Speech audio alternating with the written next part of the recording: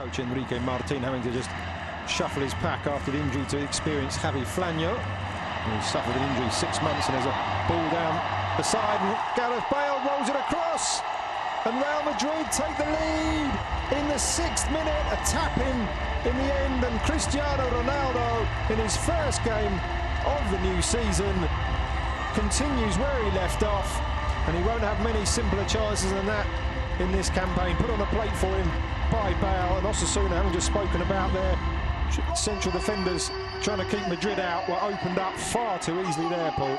No, I mean, Bale didn't just put it on a plate for him, did he? I mean, he polished the cutlery. Not offside, not offside. Polished the cutlery, unfolded the napkin and put a couple of fingers of wine in the glass. What did we just say? You've got to be careful if you're pushing your lines forward against a side with Gareth Bale and Cristiano Ronaldo in it. And there Bale gets round the back. They realise that at 1-0, they're still vulnerable here.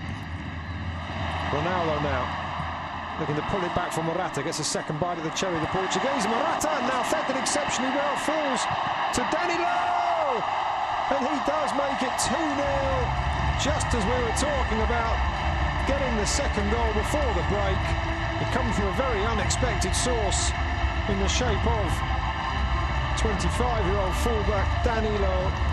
That will allow Real Madrid and their fans to breathe slightly more easily going into the half-time break. Well, a bit unlucky there now, Seth, because he had to stretch to get the first save. Let's have a look again. Once again, nobody picks up Ronaldo's run. It's a bit lucky that the ball comes back to him, but that's intelligent. It's a good save from Nauset, handball keeping almost, couldn't do much about it, and then... It was a very precise finish at the end to put it back across the keeper, but... I quite fancied Nauset to get to this as well, sort of. I was closing it down, and it goes between the defender's legs. It's a bit harsh on Osasuna. You wonder what that's going to do to their morale, just coming, as we said, just seconds after they... A more secure clearance than the one by David Garcia. Madrid do have a corner, though, going into added time. And Sergio Ramos, and it is 3-0. Osasuna undone at the corner. Sergio Ramos had a header wide from the previous corner. This time he makes no mistake. Osasuna not learning their lesson. And the Real Madrid captain opens his account for the season and gives the home side a commanding lead here in the Santiago Bernabeu in injury time at the end of the first half. It was all too easy, really, at the near post for Sergio Ramos. It's good movement. Look at the movement, the diagonal run. He hides behind Morata almost, makes his run, totally unmarked. Nobody picked him up from the start to the finish of the run. And if Ramos gets in that situation, he does. If he doesn't score, he tends to work the keeper at least. That's a powerful header. It's a great piece of skill. There, Real Madrid's fourth corner. Into the centre spot this time. Oh dear, oh dear, oh dear. And now, after an impressive outing so far from Nauthet Perez, he fumbles on the line, and Real Madrid go further ahead. Pepe this time. Sergio Ramos scored just before half-time from a corner. And now Real Madrid have scored from their first corner in the second half. And it is Pepe who marks his return to the Real Madrid side this season with a goal, and you can see Nauthet's face says it all. Yeah, let's have a look at the movement again, though. Oh, I mean, he's stronger than his marker, Pepe. There's Miguel Flanyo, who just doesn't really appeal, does he? But oh dear, oh dear. Yeah. He's not. He's a decent game now, Seb, but that is a bit of a blot on his. Osasuna kicking Martin deciding to shake things up, having said he wasn't doing much. Modric considers the shot with the right foot, back across to Kovacic, clips it into Morata. Morata looking for space. Osasuna defending well, but they couldn't defend well enough to stop Modric. Firing through the crowd. Osasuna players lined up in front of their goalkeeper.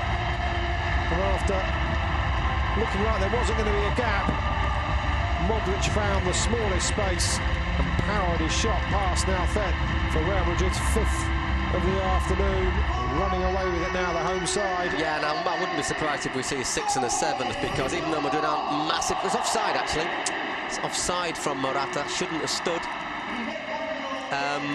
Once again, might not make a massive difference, but clear offside for Morata as that ball was played into him. He then knocks it back and Modric takes advantage of it. But a lovely finish. It was a very good finish in the end there. You think Morata was just past the last man. No, I thought never going to have a chance on the side, I think. Tiring as well, playing against a side like Real Madrid, because your concentration just has to be high. So plenty of factors to make you think that the goals haven't finished yet, although that wasn't exactly what I meant. Great goal from Oriol. A superb finish. Oriol there makes an immediate impact. A great cross from the right from De Las Cuevas, just lifted into the area. It was a perfect ball. And Oriol, those Osasuna fans finally have something to cheer. Gives a bit of respectability at least. Yeah, sometimes you want to just pulling the tail on the dog though, but a great header from Oriol. Look at the movement again. Pepe's a little bit guilty of ball watching, but it's still a cracking finish from the former Wigan Athletic man. It is a real tip. Not too often you hear that in the Bernabeu. A textbook header down and back across the keeper. It's a really good header. It's a really good header. It deserves to be more than the one in the 5-1.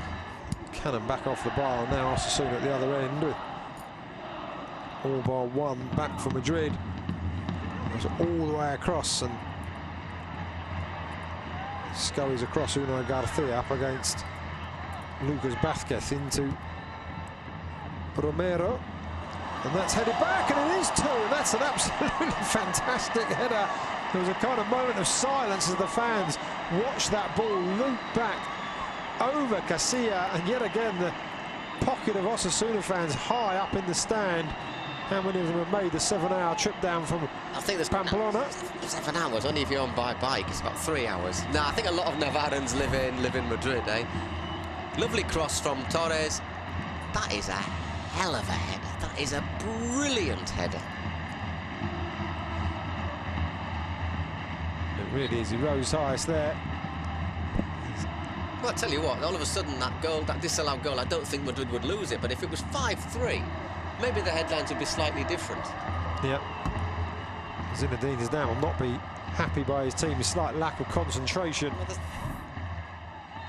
Osasuna whilst